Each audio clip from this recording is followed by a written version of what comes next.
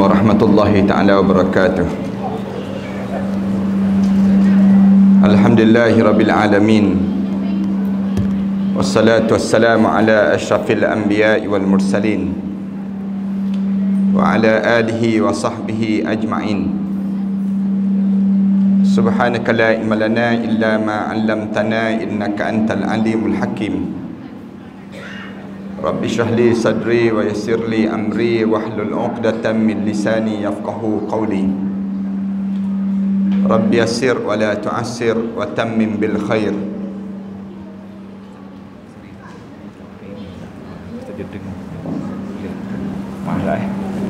Qala Allah Ta'ala fi kitabil aziz ba'da a'udzu billahi minasy syaithanir rajim. Bismillahirrahmanirrahim.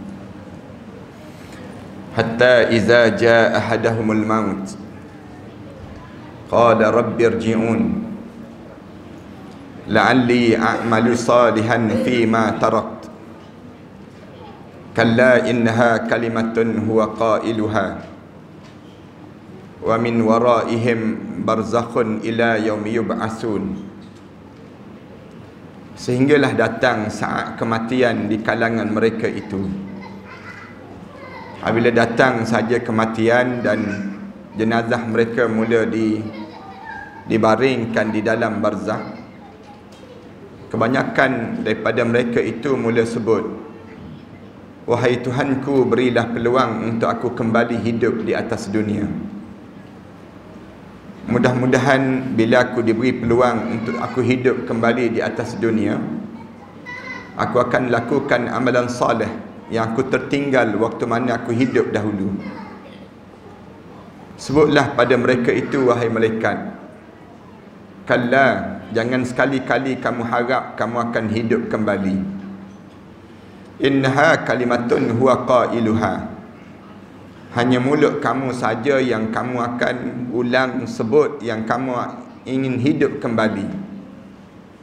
Wa min waraihim barzakhun ila yaumi yub'atsun, sedangkan di belakang mereka itu mereka akan mula melalui saat barzakh sampailah mereka dibangkitkan balik di akhirat nanti.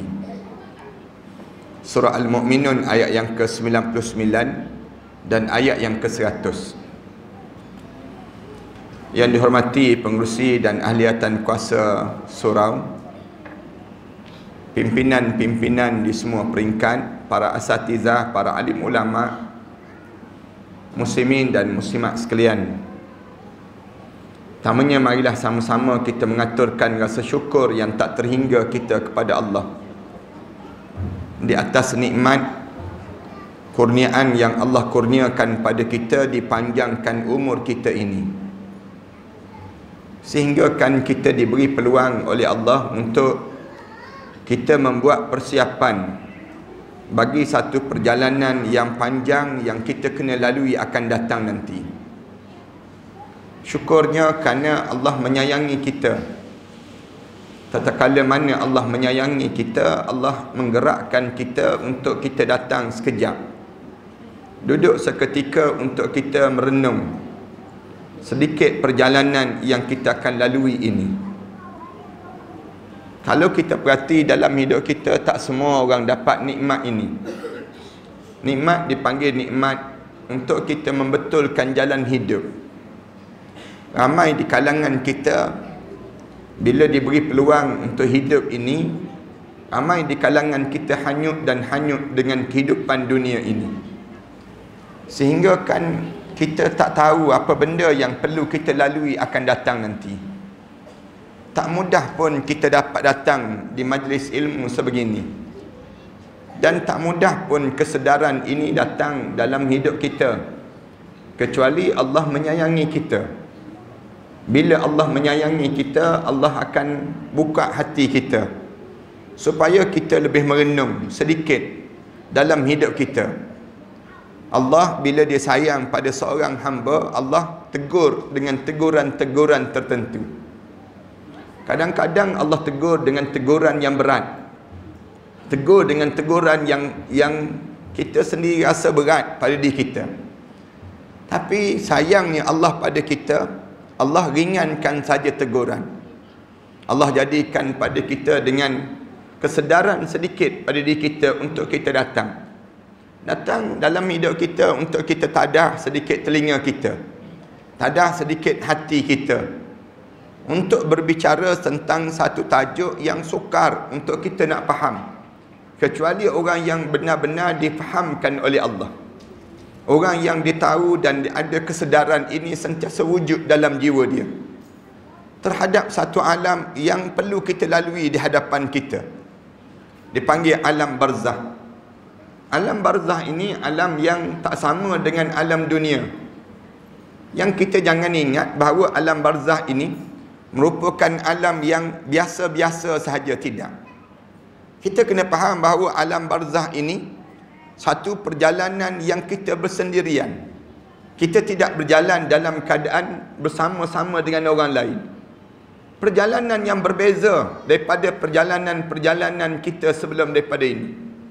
Boleh jadi kita hidup atas dunia, kalau kita dalam keadaan kita ni rasa susah, kita boleh minta tolong dengan orang. Waktu mana kita hidup atas dunia ini, kalau kita sakit, kita boleh cari doktor. Waktu mana kita hidup atas dunia ini, kalau kita ada masalah harta benda, boleh jadi kita boleh cari kawan-kawan untuk tolong terhadap harta benda kita. Tapi bila kita berada di barzah, kita tidak sama lagi dengan hidup di atas dunia ini. Hidup di alam barzah ini, alam yang disebutnya ada 3 keadaan yang berbeza yang berlaku di alam barzah di hadapan kita ini. Sebelum saya nak cerita tentang 3 keadaan berbeza ini yang perlu dilalui di alam barzah nanti, cuma saya nak sebut bahawa kita kena faham, bila kita sebut kita ni manusia, kita kena lalui, depan kita ni ada lagi 3 alam yang besar yang perlu kita lalui. Alam apa dia? Dia panggil alam barzah, alam yang ketiga yang besar yang kita kena lalui.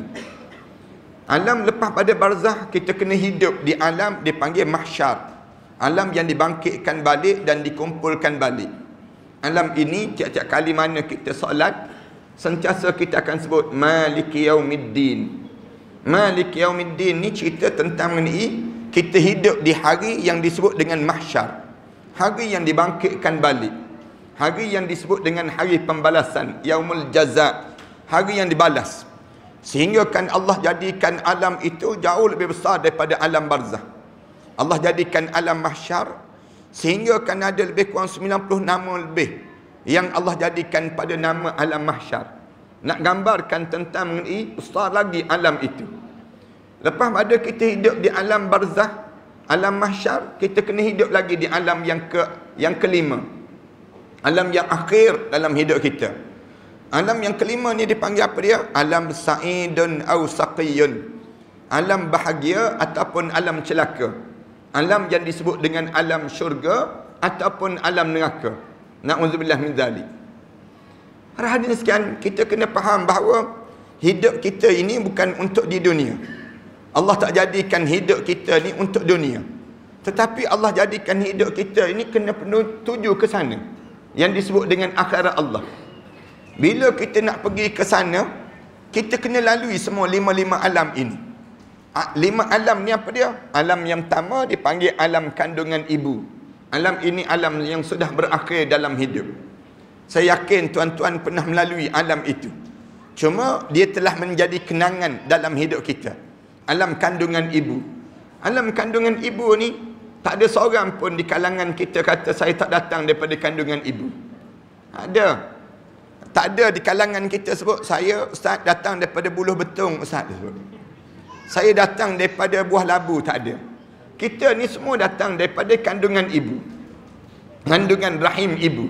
Sebab tu kita ada binti pada diri kita. Kita tahu keturunan kita daripada mana, datang daripada mana.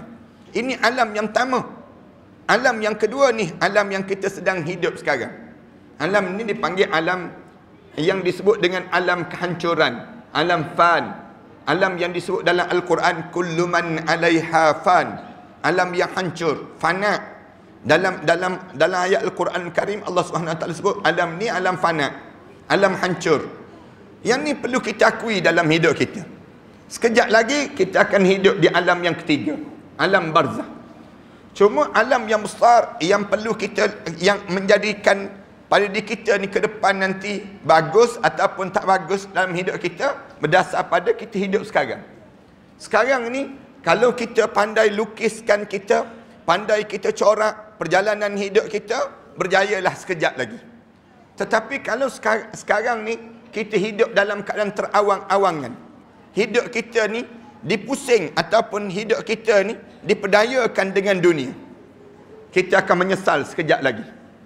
Sekejap lagi kita akan rasa penyesalan yang besar. Kerana apa dia? Kerana kita akan berhadapan dengan satu keadaan yang paling tak pernah kita terjangkau dalam pemikiran kita. Tapi bagi orang yang mukmin, dia tidak akan rasa perjalanan sekejap lagi, perjalanan yang menjadi penyesalan pada mereka. Satu saya sebut bahawa sekarang kita sedang mencorak perjalanan hidup kita. Jangan sampai peringkat kita terleka dengan kehidupan ini. Dan jangan hilang matlamat tujuan asal kejadian Allah hantar kita untuk menjadi manusia di atas dunia ini. Kita kena tahu tujuan kita datang bukan untuk makan minum saja, tidak. Tujuan kita datang di atas dunia ini bukan sekadar untuk kita bernikah kahwin, dapat anak pinak begitu saja, tidak. Tujuan Allah jadikan kita ni bukan tujuan sekadar untuk kita bekerja, kemudian makan gaji, cukup hujung bulan kita ambil gaji, begitu saja, tidak. Ada tujuan yang besar Allah jadikan kita untuk hidup di atas dunia ini. Tujuan besar ni ramai orang kita lupa. Allah, dia nak suruh kita sentiasa ingat. Allah jadikan macam mana? Nak suruh kita ni sentiasa ingat tujuan dalam hidup kita. Allah suruh kita diazankan. Setiap hari kena dengar azan. Dengar azan ni dengan tujuan apa dia? Nak ingatkan tujuan hidup. Tujuan hidup ni, bila kamu dengar azan, kamu jawab azan tersebut. Nak suruh kita ni ingat tujuan hidup kita. Jangan kamu leka. Bila kamu hidup atas dunia ni, senang ramai orang kita ni terleka. Hanyut dengan dunia. Bila hidup hanyut dengan dunia, rasa seronok dengan dunia, yang menyebabkan kita ni tak bersedia untuk kita nak menghadap perjalanan-perjalanan yang akan datang. Perjalanan yang akan datang ni besar ni dalam hidup kita. Jangan kita ingat perkara yang main-main pada diri kita. Sebab dah ramai dah yang masuk dalam kubur. Kebanyakan yang masuk dalam kubur tu semua nak hidup dan nak kembali balik di atas dunia. Kenapa nak hidup dan nak kembali balik atas dunia? Kerana hidup di atas dunia ni menjadi kelekaan. Jangan hidup dalam keadaan leka, tak tahu tujuan apa. Tiap pagi turun pagi balik gelap, turun pagi balik gelap. Setiap hari demikian putaran masa kita hidup. Menunggu apa sebenarnya dalam hidup kita? Kita mengejar apa dalam hidup kita?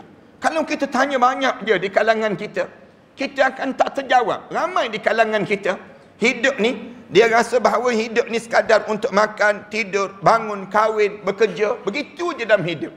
Akhirnya, dia terleka dan terleka. Sampai satu ketika, dia direntak nyawa dia, ditarik untuk menghadap depan Allah. Fa'izahum mublisun. Di waktu itu tercengang-cengang. Dia menghadap di hadapan Allah. Untuk dia menghadap di hadapan Allah SWT.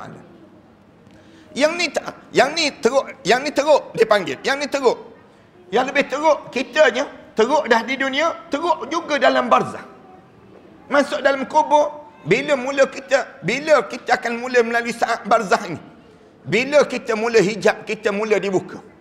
Hijab kita mula dibuka, kita mula nampak malaikat mula berduyun-duyun turun.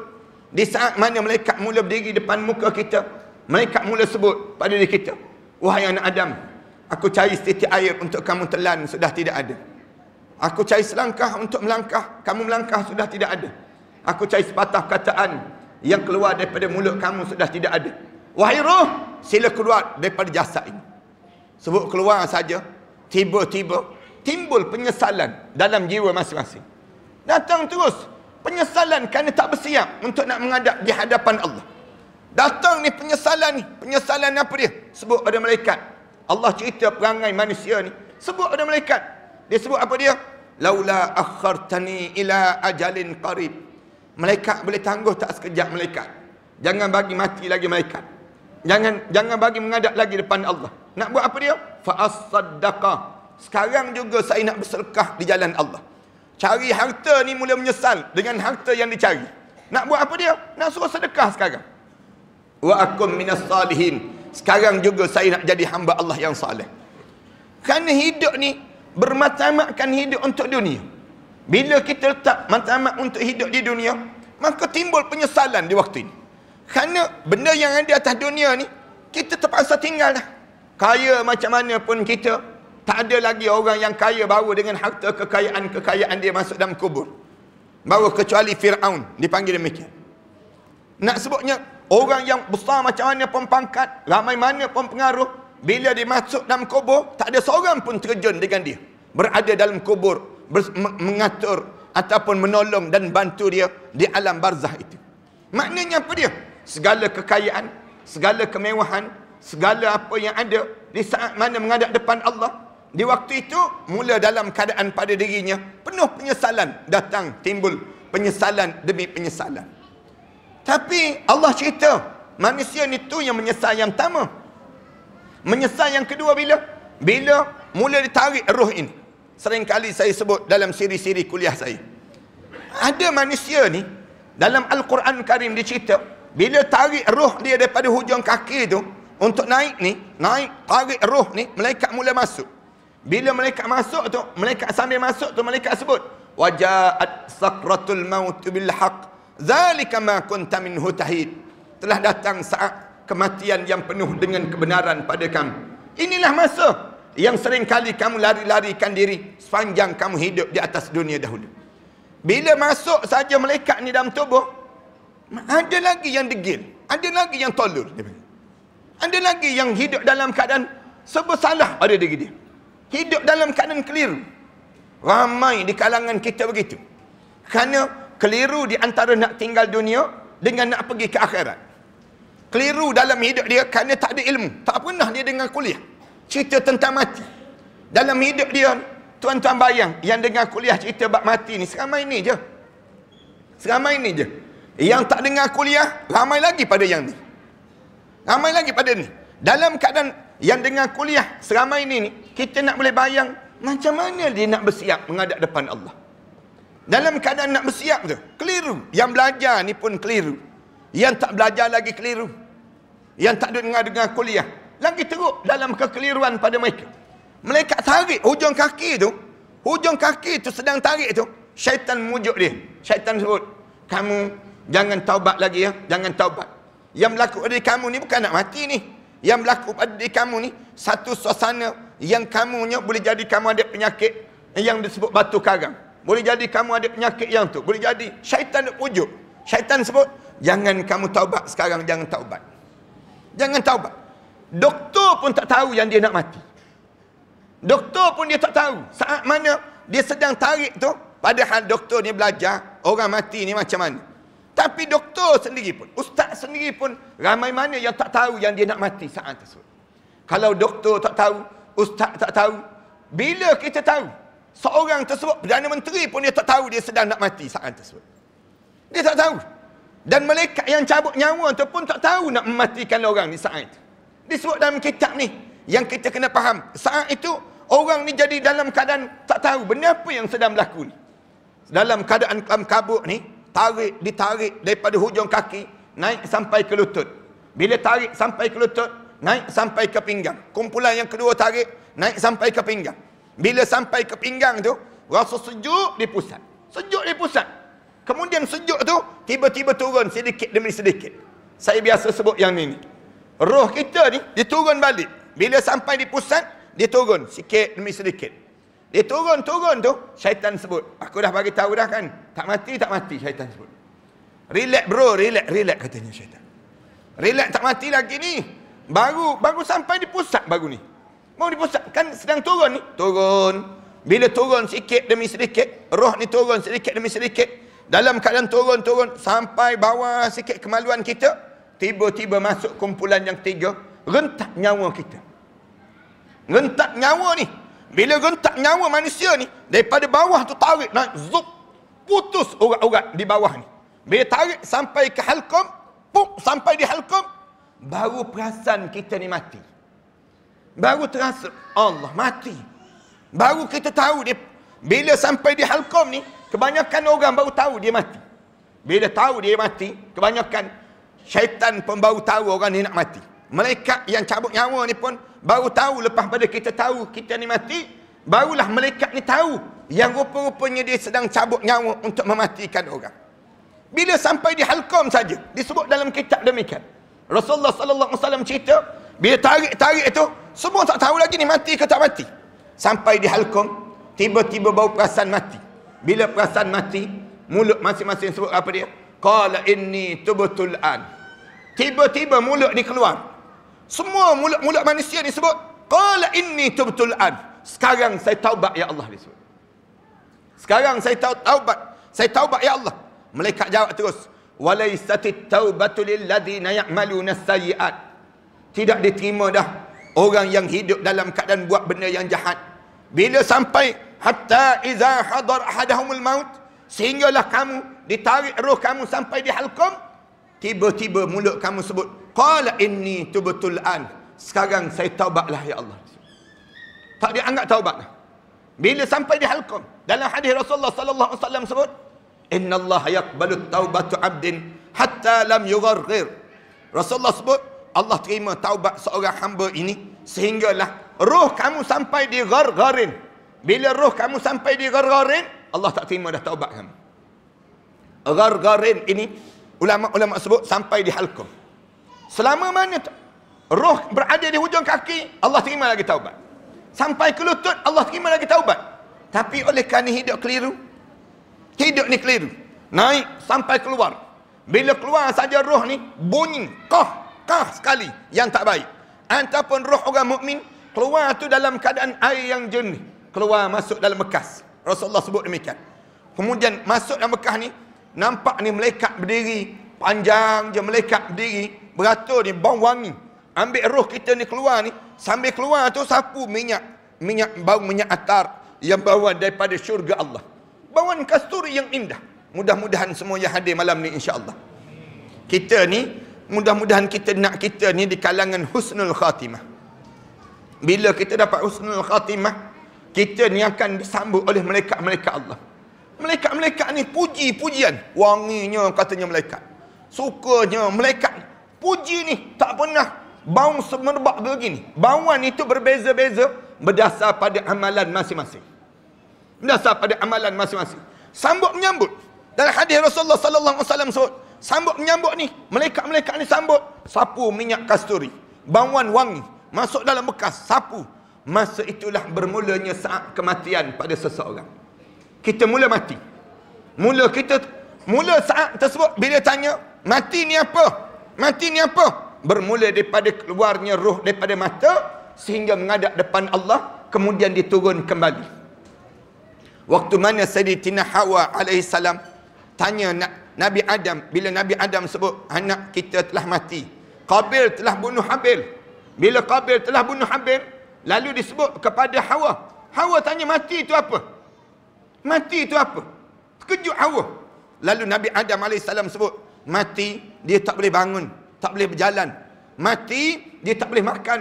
Mati dia tak boleh bercakap lagi dengan kita. Lalu sebut saja begitu, menangis Hawa. Kerana kematian yang pertama di atas dunia ini, matinya anak Nabi Adam AS. Bila mati tersebut, sebut saja begitu. Lalu dalam keadaan demikian, Hawa AS menangis teresak-esak. Sesungguhnya kita akan dikembalikan balik pada Allah. Lalu tanya, mati ni bila? Bermula daripada bila? Bila saat mana roh kita ni keluar daripada jasad kita, menghadap depan Allah. Naik, menghadap depan Allah. Itu saja tempoh mati. Mati ni, naik saja menghadap depan Allah. Di langit yang pertama, malaikat tanya, roh siapakah ini? Lalu dijawab, roh fulan bin fulan. Roh fulanah binti fulan.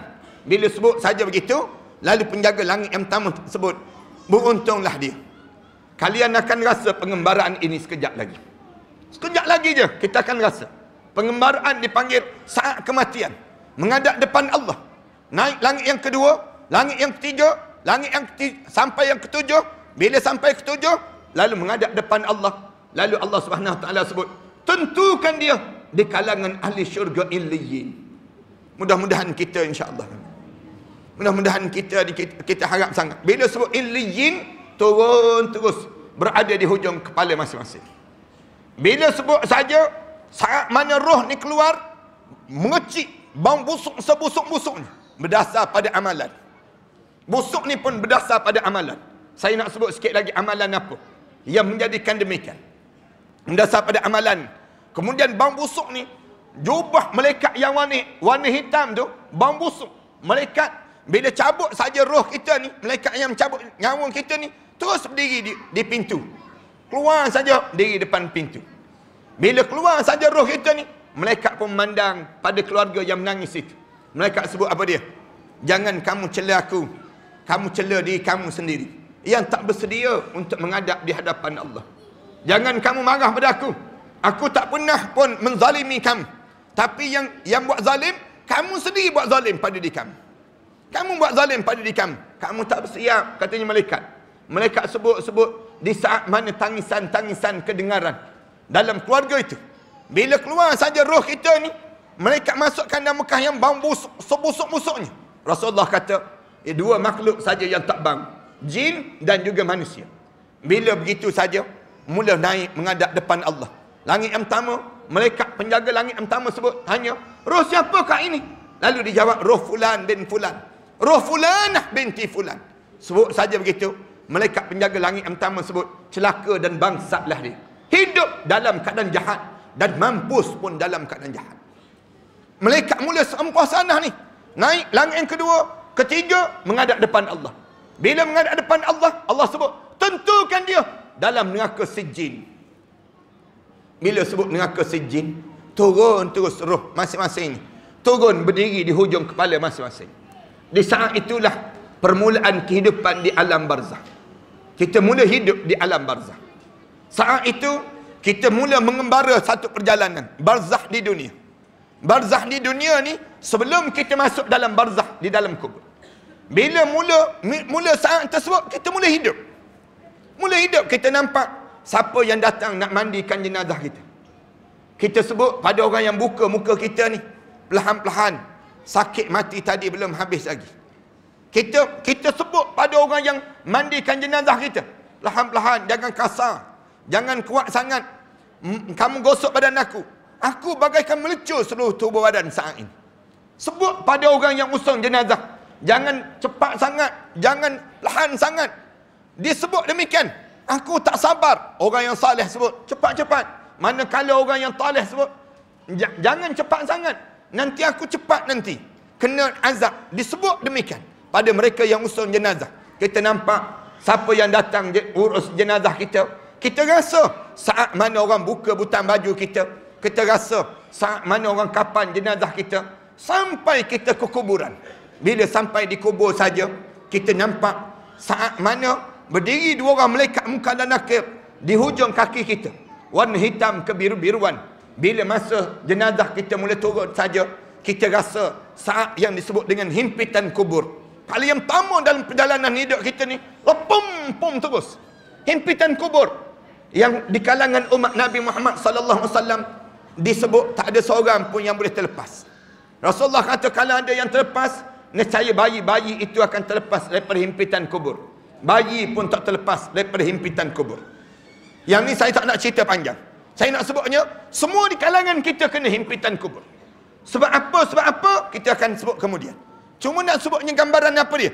Gambarannya, bila turun saja, benda yang pertama, himpitan kubur. Tak ada orang boleh terlepas himpitan kubur ni. Cuma kita boleh jadi ringan saja. Ringan himpitan tadi. Macam mana nak suruh ringan tu? Kita kena duduk dalam majlis ilmu. Himpitan kubur bukan azab kubur lagi. Bila dalam keadaan sebegitu, turun saja jenazah kita, sampai ke tanah saja jenazah kita, mula dihadap muka ke kiblat. Bila hadap muka ke kiblat, bau tanah depan muka kita. Dengar suara-suara di bawah telinga kita. Selamat datang, wahai hamba Allah. Sekejap lagi kamu akan lihat bagaimana aku akan lakukan pada kamu. Bila sebut saja begitu, orang tutup saja liang lahat kita, bunyi tanah-tanah yang turun. Tanah yang turun. Bunyi dah tanah yang turun ni. Kita mula dihadap ke kiblat. Bau tanah depan muka kita ni. Kemudian mula tutup jenazah kita ni. Tutup saja sampai kepada bila timbus sampai parah lutut jadi timbus. Sampai para lutut je ditimbus. Jalan terus di hujung kaki kita. Dua orang malaikat muka dan nakir, warna hitam kebiru-biruan ini mula bergerak jalan di hadapan muka kita, berdiri di hadapan muka kita, mula halau salat kita, mula halau zakat kita, mula halau haji kita, mula halau amalan-amalan kita, kecuali satu je yang dia tak boleh halau. Sepanjang saya belajar, satu benda dia tak boleh halau. Apa dia? Quran yang dibaca sebelum mana subuh. Quran yang dibaca sebelum mana subuh. Alim ulama sebut, berdasar pada hadis-hadis Rasulullah, menyebut bahawa siapa yang rajin baca Quran sebelum mana subuh, yang ni dia tak boleh dihalau. Dalam hadis Rasulullah pun sebut demikian. Bila kita rajin baca Quran sebelum mana subuh, innal Quran al-fajr kana mashhuda. Al-Quran yang dibaca sebelum mana subuh akan menjadi peguam bela pada diri kamu di alam barzah nanti. Saya nak sebut sekejap lagi tentang amalan apa dia. Kemudian bagaimana? Waktu mana kena halau, Quran tak boleh dihalau. Quran tak boleh dihalau. Bila tanya pada dia, kenapa kamu tak boleh? Aku tak boleh halau kamu. Malaikat muka dan nakir tanya, kenapa aku tak boleh halau kamu? Dia jawab, aku menjadi peguam bela pada dia, wahai malaikat muka dan nakir. Kecuali bila dia tak buat amalan ini yang menyebabkan aku tak akan menjadi peguam bela pada dia. Sekarang kalau kamu nak tanya pada dia, tanya pada aku terlebih dahulu. Aku akan jawab bagi pihak dia, bagi pihak hamba Allah ini, dan dia tak perlu menjawab kerana aku menjadi peguam bela pada diri dia saat demikian. Peguam bela ni dia tak joget, tak menari, dia panggil. Peguam bela ni dia tak terlibat dengan perkara demikian. Peguam bela ni peguam yang sentiasa membaca, yang dibaca sewaktu mana kita hidup di atas dunia.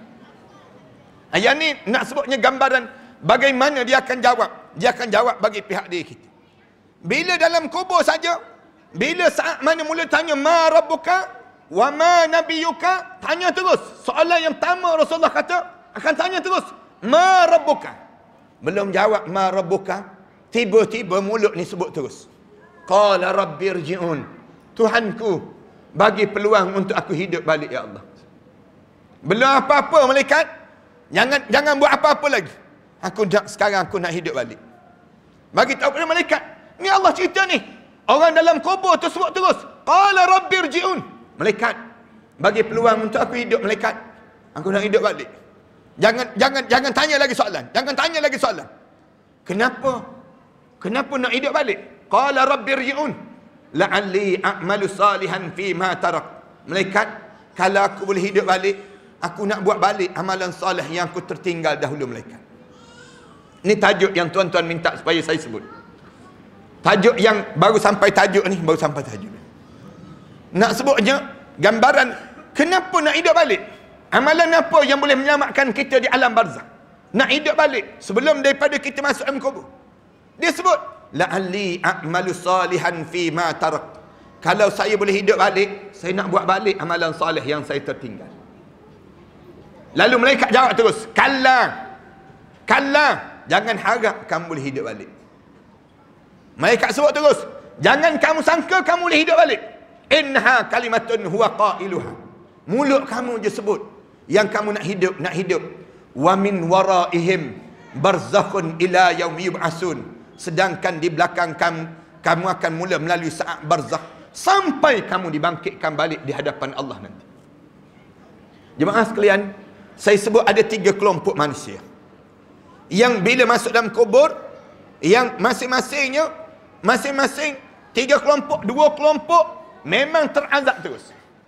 Satu kelompok yang bila masuk saja hidup dalam keadaan rasa tenang dan rasa aman dan damai saat mana menghadap di hadapan Allah di barzah nanti. 2 kelompok ni kelompok apa dia? Yang pertama orang kafir. Kelompok yang kafir, mudah-mudahan kita tak termasuk dalam kekafiran itu. Yang ni kelompok orang kafir.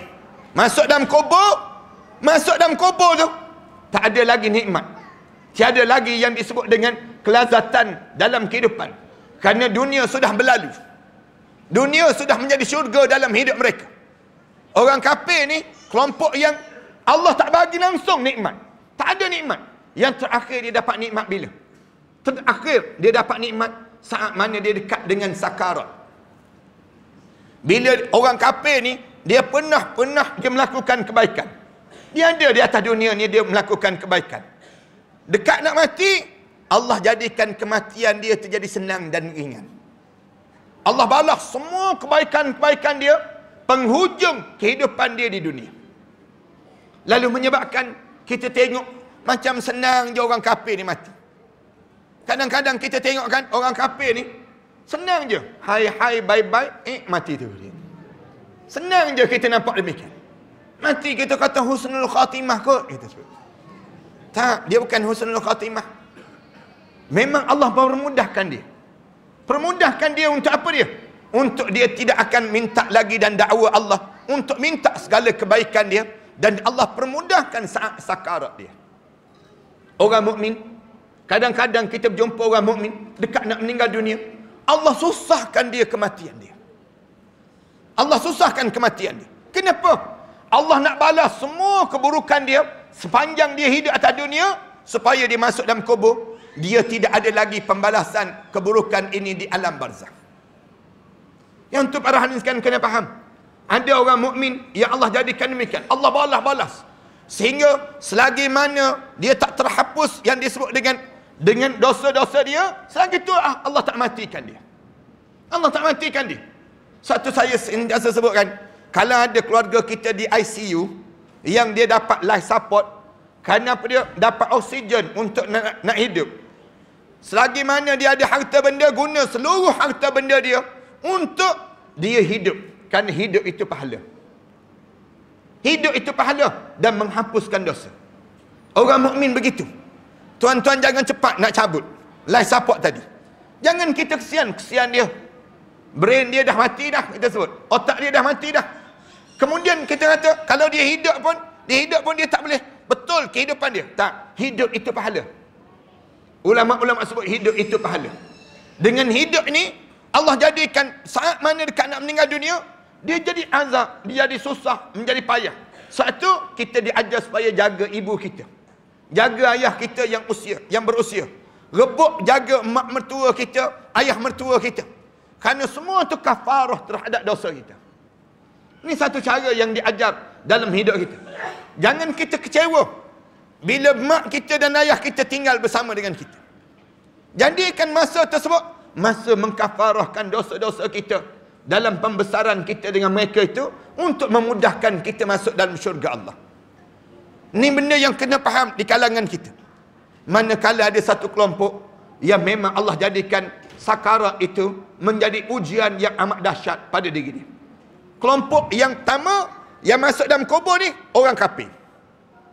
Kelompok yang kedua, yang ni kelompok yang disebut kelompok yang terbesar, orang yang buat zalim pada dirinya sendiri.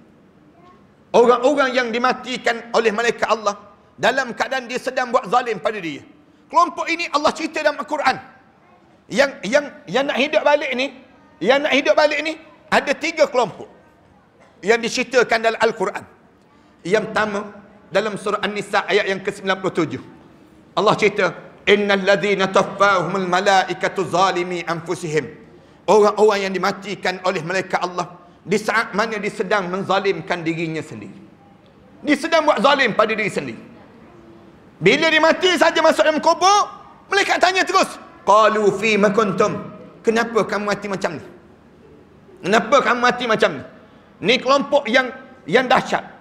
Yang kedua ni kelompok yang memang sengsara, teragak-agak di antara syurga dan neraka pada diri dia. Yang ni menjadi sukar pada diri dia saat mana di alam barzakh. Dianya mati dalam keadaan buat zalim pada diri sendiri. Siapa yang buat zalim pada diri sendiri? Kita tanya, ada ke ustaz orang yang buat zalim pada diri sendiri? Bersepah di kalangan kita yang buat zalim pada diri sendiri. Siapa yang buat zalim pada diri sendiri?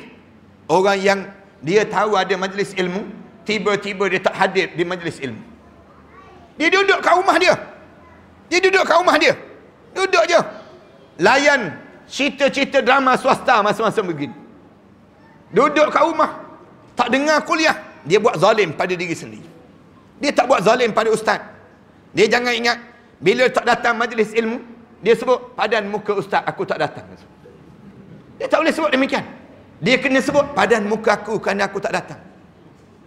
Kena ingat benda demikian. Kalau tidak, kita buat zalim pada diri kita sendiri. Orang yang dengar azan, dia tak datang sembahyang berjemaah. Dia duduk kat rumah, semayang berjemaah kat rumah dia. Semayang kat rumah dia. Dia buat zalim pada diri sendiri. Orang yang zalim pada diri sendiri ni siapa? Orang yang dia tak boleh baca Al-Quran Karim. Saya sebut banyak kali ni. Kalau tuan-tuan dekat surah Al-Husna ni tak boleh baca Quran Karim, tuan-tuan pastikan umur tuan-tuan panjang-panjang dan tak mati-mati. Tuan-tuan jangan mati tuan-tuan. Kalau tuan-tuan tak boleh baca Quran, tuan-tuan sedang buat zalim pada diri tuan-tuan sendiri. Masuk dalam kubur je malaikat tanya terus. Quran boleh baca Quran? Quran tak boleh baca. WhatsApp boleh baca WhatsApp? WhatsApp boleh dia jawab. WhatsApp boleh baca, Quran tak boleh baca. Siapa yang tak boleh baca Quran, dia sedang buat zalim pada diri sendiri. Jangan main-main. Patutnya baca Quran ni berapa kali sehari kena baca? Sebanyak mana kita makan. Berapa kali sehari kita makan? Kalau kita makan 3 kali sehari, baca Quran 3 kali sehari. Kerana makan untuk jasad yang akan hancur, baca Quran untuk ruh yang akan terus hidup. Jangan baca Quran hanya malam-malam Jumaat saja. Jangan baca Quran pada masa-masa tertentu saja. Quran baca sebanyak mana kita makan. Tu kita kena faham pada diri kita. So, beza Quran dengan yang lain. Quran ni kena jadi satu kekuatan. Kalau tidak, masuk dalam kubur, menyesal dalam hidup kita. Masuk kumpulan yang 3 ni. Di kalangan yang masuk dalam kubur ini sendiri. Golongan yang masuk dalam kubur ni sedang zalim pada diri sendiri. Siapa yang buat zalim pada diri sendiri? Orang yang hidup dia tak taat pada perintah Allah. Ada kan ibu-ibu yang biasa sebut anak dia kan, Ustaz, anak saya bagus Ustaz. Mencuri tak, menipu tak, berzina tak, minum arak tak, sembahyang pun tak, puasa pun tak. Dia panggil. Hidup jenis sebut tak dia panggil. Dia memang dia tak buat benda yang dilarang oleh Allah, tapi dia tak buat juga benda yang disuruh oleh Allah. Orang kita ni dia nampak yang tak buat benda yang dilarang je. Dia tak nampak yang disuruh oleh Allah. Islam ni dia terbentuk bagaimana? Dia terbentuk dalam hidup ini dalam keadaan yang kita ni jangan buat benda yang dilarang oleh Allah dan kita kena buat benda yang disuruh oleh Allah. Itu keadaan dalam hidup kita. Jangan kita ni tak buat benda yang dilarang oleh Allah. Ya betul. Tapi benda yang disuruh oleh Allah kita tak buat juga. Yang ni salah. Yang ni yang salah dalam hidup kita. Ramai orang kita dia tak mencuri, tak menipu, tak berzina, tak buat benda yang dilarang oleh Allah. Tapi dia tak buat juga yang disuruh oleh Allah. Ini zalim pada diri sendiri. Zalim pada diri sendiri ni yang disebut dalam surah, yang disebut dengan surah An-Nisa ayat yang ke-97 tadi. Fima kuntum. Bila masuk dalam kubur mereka tanya, kenapa mati macam ni? Dia jawab, qalu kunna mustad'afina fil ard. Mereka, kami orang lemah atas dunia dahulu. Mereka tanya balik, qalu alam takun ardullahi wasi'ah. Tidakkah Allah telah jadikan untuk kamu bumi yang luas? Fatuhajiru fiha. Susah sangat ke kamu nak pergi menuntut ilmu waktu mana kamu hidup di atas dunia dahulu? Lalu dia diam, tak boleh jawab. Malaikat jawab terus, faulaika ma'wahum jahannam. Kesudahan kamu disediakan neraka jahannam. Wasa'at masira. Dan neraka jahannam ini seburuk-buruk tempat yang Allah sediakan untuk kamu. Yang pertama. Yang kedua, orang kumpulan ini siapa? Yang hidup dia orang Islam tapi lawan syariat Islam. Hidup dia orang Islam tapi lawan perintah Allah. Allah cerita dalam surah Al-An'am ayat yang ke-44. Falamma nasu ma zukiru bih. Ketika mana mereka lupa segala peringatan Allah. Fatahna alaihim abwaba kulli syai. Allah mula buka segala pintu maksiat yang mereka nak buat. Tuan-tuan berhati-hati tuan-tuan. Kalau tuan-tuan kena yang ni kan, kena yang ni tuan-tuan sedang diistidrajkan oleh Allah. Ada orang Islam dia hidup senang dalam hidup dia. Kita jadi heran dengan dia. Tak semayang tapi sihat. Tak tutup aurat tapi jodoh ada. Dia dalam keadaan yang dia apa dia? Tak keluar zakat tapi kaya-kaya. Kaya-kaya. Dia berjoget tiap-tiap malam, tiap-tiap masa misal contoh. Hidup dia senang, jawatan dia semakin tinggi. Kita pelik dalam hidup kita. Jangan pelik Allah sebut. Allah kata, sengaja aku senangkan untuk dia, fatahna alaihim abwaba kulli syai. Kami buka segala pintu maksiat yang mereka nak buat. Kami buka. Dia nak buat apa pun dia buat. Sampai bila? Hatta iza farihu bima utu. Sampai dia rasa seronok sungguhlah dengan maksiat yang dia buat tersebut. Suka dia. Tengok aku tak tutup aurat pun jodoh ada je. Kahwin cerai. Dalam hidup dia. Kita ni yang puas mandi bunga, tak jumpa-jumpa bunga ni. Nak sebutnya, hidup dalam keadaan, kenapalah Allah uji sebegini. Hidup dalam, kita ni pula, buat kerja sungguh-sungguh, tapi rezeki kita ni begitu je pada diri kita. Benapa yang sedang terjadi? Beza dengan dia. Dia buat kerja sikit, tapi rezeki banyak. Zakat tak keluar. Hidup tak salat. Dalam keadaan tak tutup aurat. Tapi senang je hidup. Allah kata, aku istidrajkan hamba Allah ini. Sampai bila? Hatta iza farihu bima utu. Sehingga kan dia seseronok sungguh dengan maksiat yang dia buat. Suka dia dengan maksiat yang dia buat. Tengah-tengah dia suka tu, aqasnahum baghtatan. Kami rentak nyawa dia dalam keadaan mengejut.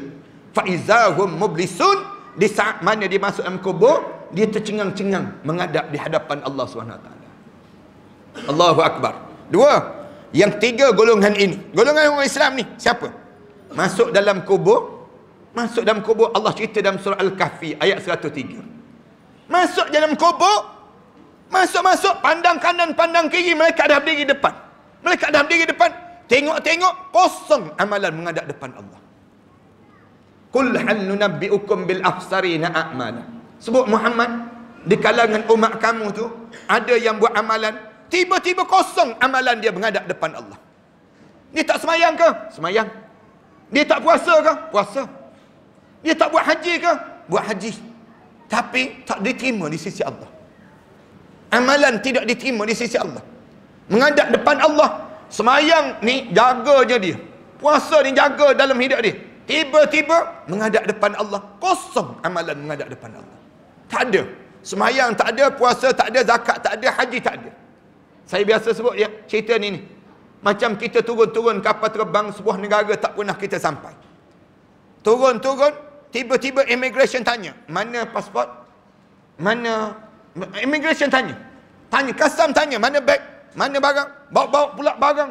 Barang pula penuh dengan dadah dalam beg tersebut. Tuan-tuan nak buat macam mana? Turun-turun di sebuah negara tak pernah kita sampai. Turun di Korea Utara lah sekarang kita.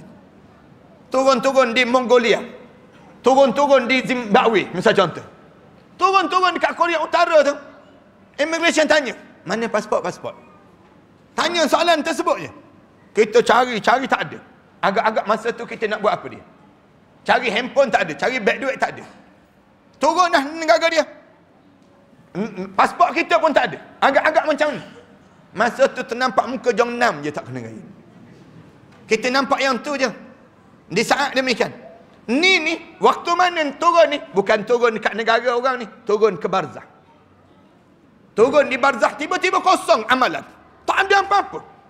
Sembahyang tak ada, puasa tak ada. Kenapa jadi demikian? Alladzina dhalla sa'yuhum fil hayatid dunya.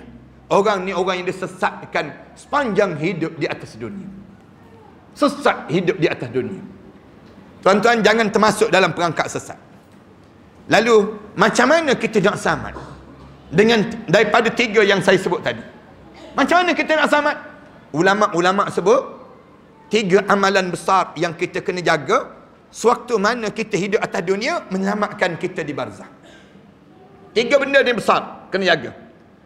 Yang pertama, tolong jaga keyakinan. Jaga keyakinan. Amalan keyakinan. Tambahkan keyakinan. Lagi lama kita hidup, lagi kuat kita dengan Allah. Lagi lama kita hidup, lagi dekat kita dengan Allah. Jangan kita lagi lama hidup, lagi hambar dan tawar kita dengan Allah. Maksud keyakinan ni apa dia? Jangan mencampur Islam dengan pahaman lain. Jangan campur. Tuan-tuan jangan campur. Saya Islam sikit, liberal sikit. Saya Islam sikit, sekular sikit. Saya Islam sikit, Syiah sikit. Saya Islam sikit, nasionalis sikit. Jangan campur tuan-tuan. Al-Islam huwal Islam. Islam ni Islam. Tuan-tuan jangan campur aduk tuan-tuan.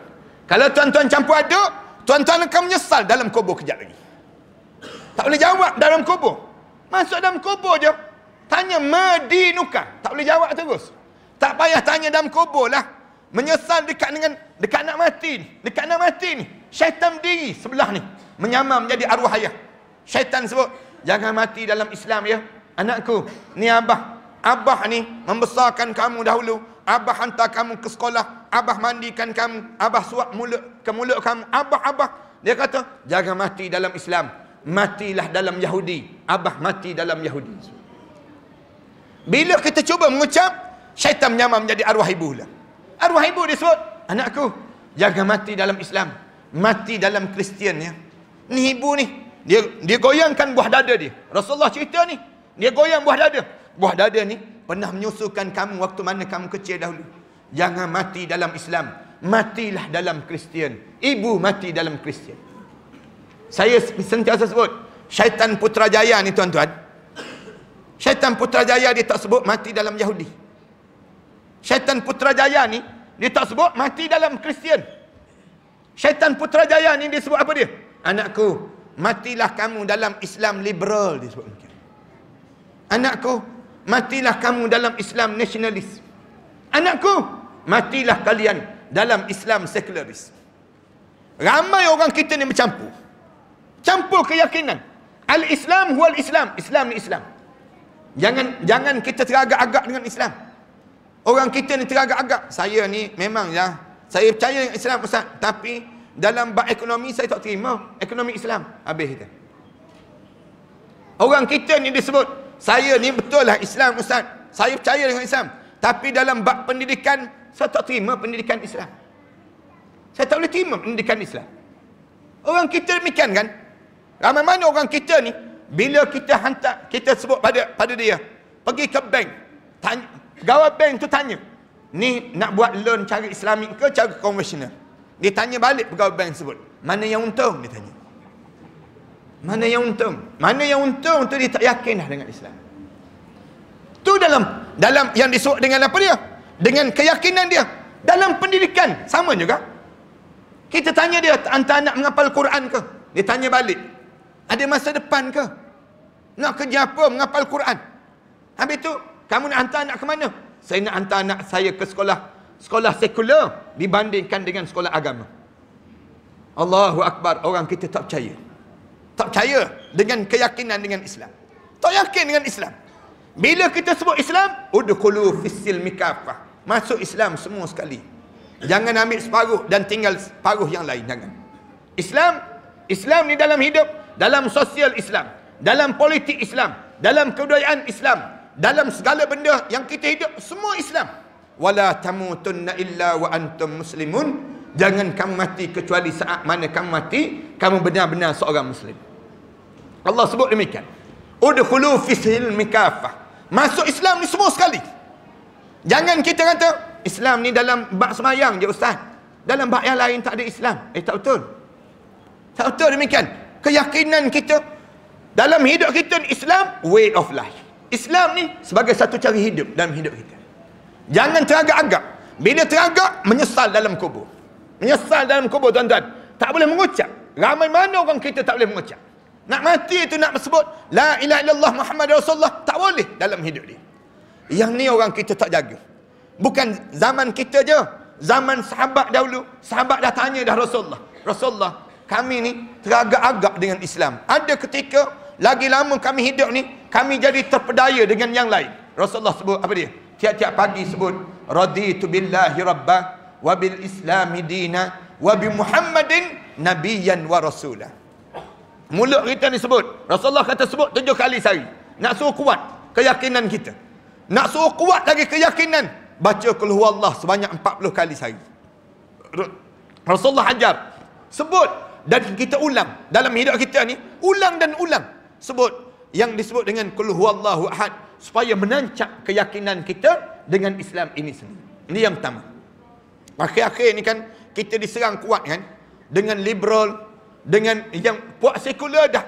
Sebelum daripada ni, sekular telah serang kita. Nasionalis pernah serang kita. Kita ni pernah dijajah dengan pahaman ini. Sekarang kita diserang kuat oleh puak-puak liberal. Menyerang kita. Islam ni satu agama, disebut demikian. Agama lain pun sama juga dengan agama Islam. Lalu kita kena sambut, sama saja agama lain dengan agama Islam, disebut demikian. Yang ni puak liberal yang sedang menyerang. Kalau tuan-tuan terpedaya dan termasuk dalam perangkap ini, tuan-tuan mati, tuan-tuan akan menyesal depan Allah. Bersaksi depan Allah, saya dah sebut perkara yang pertama. Yang kedua, amalan kedua kena jaga untuk kita menjadi bekal kita di alam barzakh, yang disebut dengan amalan ibadah kita pada Allah. Amalan apa yang kena jaga sangat? Solat. Ibadah kita kena jaga, solat. Solat jangan tinggal walaupun 1 rakaat. Lagi berusia, lagi jaga solat. Lagi berusia, lagi ke depan. Lagi saf yang pertama. Jangan berebut saf belakang. Berebut saf pertama. Lagi berusia.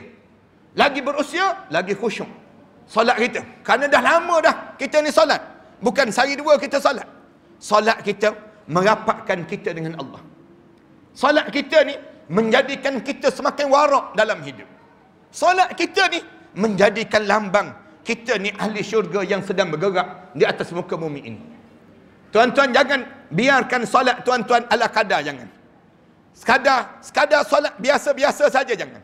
Tapi jadilah solat kita mi'rajul mu'minin, menjadi hubungan kita dengan Allah. Di saat mana kita solat, semakin berusia, semakin kita dekat dengan Allah. Ini cara dalam hidup kita. Berusia umur kita sekarang, dalam usia kita 40 tahun, kita jaga solat. Solat 5 waktu jangan tinggal. Usia kita 60 tahun, jangan tinggal solat berjemaah. Solat berjemaah, jaga je solat berjemaah. Usia 60 tahun, jangan tinggal solat tahajud. Solat tahajud, bangun pada kita. Dalam hidup kita, kita dah mula jaga. Solat dalam usia 60 tahun, rukuk sujud kita penuh dengan tangisan. Penuh dengan penghayatan. Solat kita ni sendiri. Itu tanda yang pertama. Yang kedua, jaga apa dia dalam ibadah ni? Jaga Al-Quran. Al-Quran, baca dan baca. Umur 60 tahun je, jangan tinggal dah baca Quran. Tiap-tiap hari baca Quran. Berapa juzuk sehari kena baca Quran? Pada usia 60 tahun, 10 juzuk sehari. 10 juzuk sehari mesti dibaca Al-Quran Karim. Ayah-ayah dan ibu-ibu yang usia 60 tahun, 10 juzuk sehari mesti baca Quran. Tanda kita tak akan menyesal dalam kubur nanti. 10 juzuk ni jangan buat terkejut, jangan buat terkejut. 10 juzuk ni biasa-biasa saja. Pada diri kita 10 juzuk. Jangan rajin baca WhatsApp. Jangan rajin baca Facebook. Jangan banyakkan kita habis masa melayani Instagram. Teruk lagi, umur 60 tahun main game lagi tak habis-habis. Umur 60 tahun main Candy Crush, main Candy Crush. Main tembak-tembak dalam handphone. Tak ada kerja sungguh dia panggil macam. Umur 60 tahun rajinkan baca Quran. Baca Quran. Dan saya cadangkan jemaah-jemaah sekalian, kalau ayah-ayah kita tak tinggal dengan kita, ibu kita tak tinggal dengan kita, saya cadangkan kalian masukkan internet di rumah masing-masing, kemudian ajar ibu kita untuk buka Facebook ustaz-ustaz, supaya boleh layari kuliah-kuliah ustaz-ustaz. Kalau kalian sayang pada mak ayah masing-masing, beli yang disebut dengan apa dia, router, modem dan sebagainya. Ustaz-ustaz ni tiap-tiap hari ada kuliah. Kita bagi tahu pada ibu ayah kita, ni masa dia. Pukul 10 pagi ada ustaz yang mengajar. Pukul berapa? Pukul 11 pagi ada ustaz mengajar. Pukul 3 petang ada ustaz mengajar. Maghrib ada yang mengajar. Biar mak ayah kita ni ikut jadual-jadual tersebut. Di kampung-kampung. Oleh kerana apa dia? Nak ikut siaran TV, tak boleh. Tak banyak sangat dalam siaran TV. Yang ada, banyak joget, banyak menari, banyak benda yang lain. Lalu ikut siaran-siaran sebegini. Menjadi kewajipan bagi anak-anak yang dia tahu bahawa mak ayah dia yang tinggal di kampung, yang tak nak datang ke bandar, masukkan internet, masukkan demikian, permudahkan mereka untuk mereka belajar melalui yang disebut dengan siaran-siaran yang ada, yang dilayari dalam Facebook dan sebagainya. Yang ni yang lebih baik bagi saya demikian. Ni teknik supaya apa dia? Yang kena gam kat TV boleh tengok dengan Facebook. Ini senang, mudah-mudah. Ini cara untuk kita nak suruh jangan nampak besar sangat TV, jangan nampak. Supaya jangan kita melekat sangat dengan TV. Kita ajar mak ayah kita pula. Sekarang ni ramai.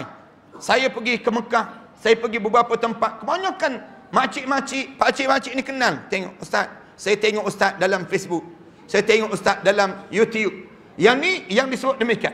Ini saya kata bagus.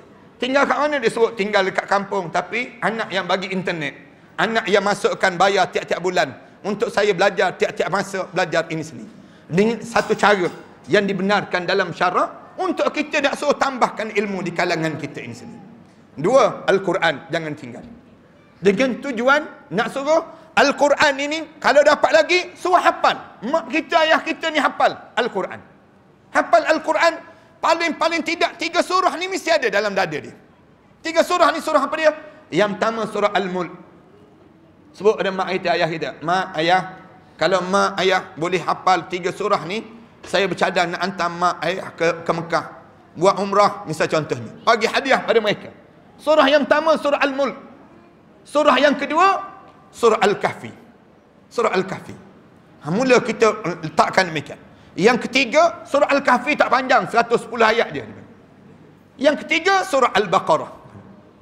Surah Al-Baqarah ni pun tak panjang, 286 ayat je. 286 ayat ni mula hafal. Biar ada 3 surah dalam dada mak ayah kita.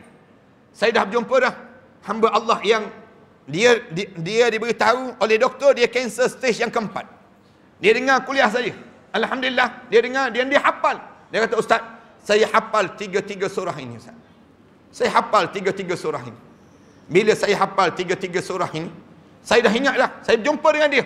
3 surah ni. Surah Al-Mulk, surah Al-Kahfi dan surah Al-Baqarah dia hafal. Kemudian habis 3 surah, dia menghadap depan Allah SWT. Dia menghadap depan Allah. Dalam sehari 2 ni, saya mimpi. Saya mimpi, dalam mimpi saya duduk dalam satu masjid yang indah, masjid kampung. Yang duduk di kampung tersebut, saya mimpi, dalam mimpi saya berjumpa dengan arwah-arwah yang meninggal dunia. Duduk dalam masjid. Dan waktu mana dalam masjid di kampung, saya nampak atap yang bocor. Dalam tersebut, saya tengok tenang je masyarakat di kampung itu, penuh dalam masjid ni. Kemudian wirid, dalam wirid itu saya aminkan doa. Kemudian dibaca doa wirid ini, mengalir mata. Satu masjid itu mengalir mata. Menghadap dalam keadaan yang saya jumpa ni arwah-arwah yang telah meninggal dunia dalam keadaan menghafal 3 surah ni, insya-Allah. Ini kelebihan. Mudah-mudahan kita termasuk di kalangan demikian. InsyaAllah kita cuba usaha. Pada kita ni Al-Quran. Hafal 3 surah ni biar ada dalam dada kita. Yang ketiga, dalam amalan yang disebut dengan ibadah ni lagi apa dia? Banyakkan bersedekah. Bersedekah di jalan Allah. Pada kita ni cari harta untuk apa? Cari harta untuk agama. Tuan-tuan kena mula ubah dalam hidup kita. Bukan cari harta untuk kita, tapi cari harta untuk agama. Belajar untuk kita buat demikian. Saya cari harta untuk agama. Kemudian untuk agama ni untuk apa? Untuk saya ke syurga. Ni kena amalkan pada kita demikian. Kita bukan cari harta untuk diri kita saja. Kalau Allah bagi nikmat untuk diri kita, keluarga kita, itu satu bonus. Tapi yang lebih utama, saya cari harta untuk dapatkan pada agama. Kemudian saya akan tanya, agama perlu daripada harta saya ni apa dia? Lalu kita bagi. Bila kita bagi harta-harta kita ni untuk jalan agama, kita akan dapat balik dalam syurga nanti. Yang ni yang kena ada. Jangan jadi penyimpan untuk hari tua. Sayang di kalangan kita. Ramai orang kita, orang tanya, kamu dapat duit ni kamu untuk apa? Saya simpan untuk bekalan hari tua. Tanya balik, sekarang tak tua lagi ke? Baru nak tua. Baru nak tua. Simpan untuk hari tua ni satu penyesalan. Jangan simpan untuk hari tua, tuan-tuan. Tapi simpanlah untuk agama. Gunakanlah. Bila ada dapat saja rezeki kita, hanya agama nak apa dia? Benda apa lagi yang perlu? Daripada kerja-kerja agama. Banyak kerja agama ni diperlukan. Kalau tuan-tuan perhati betul-betul, kerja-kerja agama ni tak cukup-cukup. Saya sendiri dalam bidang saya ni, saya perhatikan dalam 4 juta, 5 juta setahun untuk bangunkan anak-anak tahfiz. Lebih kurang 1,000 orang saja anak tahfiz ni, kita perlu lebih kurang 4 juta, 5 juta setahun. Ni dalam 1,000 orang. Bayangkan kita perlu kembangkan lagi. Jumlah yang ramai ini. Banyak mana yang kita perlukan dalam suasana masyarakat kita hari ini. Nak kepada dia panggil harta orang Islam ni, jangan kita simpan. Sebab ramai dah orang Islam yang mati, dia simpan harta dalam keadaan akhirnya harta dia tak bergerak ke mana-mana. Bila dia masuk dalam kubur, anak-anak dia berkelahi berebut harta dia terseksa dalam kubur tersebut. Tak percaya, cuba mati, tak percaya. Nak tahu terseksa ke tak terseksa. Ramai mana masuk dalam kubur terseksa, berkelahi anak-anak ni, berebut harta benda. Jangan simpan. Jangan simpan. Bila kita tahu dah masa kita nak menghadap depan Allah, agih-agihkan untuk kerja-kerja agama. Banyak kerja-kerja agama yang diperlukan dalam tugasan kita harian ini sendiri. Ini tugasan yang perlu kita jaga dalam kehidupan kita. Kemudian yang ketiga, amalan apa yang kena jaga? Saya nak sebut dalam 3 amalan yang besar. Yang pertama, jaga keyakinan. Yang kedua, jaga ibadah. Yang ketiga, tolong jaga akhlak. Tolong jaga akhlak. Akhlak kena jaga dalam hidup kita. Semakin berusia, semakin warak. Tak sepatut dalam hidup kita semakin berusia, semakin kita ni dalam keadaan biasa-biasa saja. Jangan. Tuan-tuan kena jadi orang yang semakin berusia, semakin soleh. Semakin berusia, semakin taat. Orang boleh tengok berbeza 10 tahun yang sudah dengan 10 tahun yang mendatang dalam hidup kita. Semakin kita ini hidup, semakin soleh dalam hidup kita. Bukan kita semakin teruk. Tulisan-tulisan kita semua mengajak kepada syurga Allah. Manakala kata-kata kita, tutur bicara kita, tu susun indah, yang tak menyakitkan dan menyusahkan orang lain. Manakala dalam pergaulan seharian kita menjadi pergaulan-pergaulan yang terbaik di kalangan kita. Berebut membuat pahala. Berebut buat pahala di kalangan kita ni. Berlumba dalam melakukan kebaikan. Itu tanda akhlak-akhlak yang baik, yang terjaga supaya kita masuk dalam kubur tak ada penyesalan. Bahkan kita menjadi orang yang paling utama di alam barzakh. Bila masuk dalam kubur, mereka sebut numu kailal arusah. Tidurlah bagaikan malam pengantin baru untuk diri kamu, saat yang terindah dalam diri kamu, sekala mana kamu menjadi orang yang beriman kepada Allah Subhanahu wa taala. Terima kasih di atas kesempatan yang baik ini. Saya pohon kemaafan kerana saya bercakap panjang dah. Sejam lebih dah saya bercakap ini. Saya nampak tuan-tuan dah betulkan tulang belakang 5 kali dah saya tengok. Jadi kita berhenti setakat ni lah.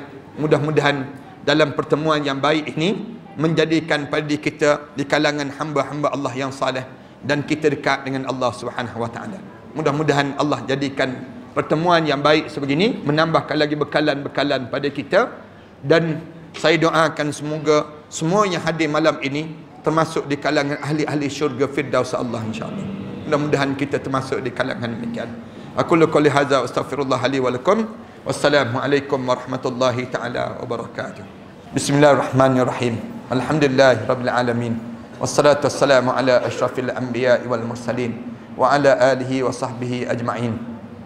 Allahumma ighfir dhunubana wa liwalidina warhamhuma kama rabbayana shaghira wal jami'il muslimin wal muslimat wal mu'minina wal mu'minat al ahya'i minhum wal amwat.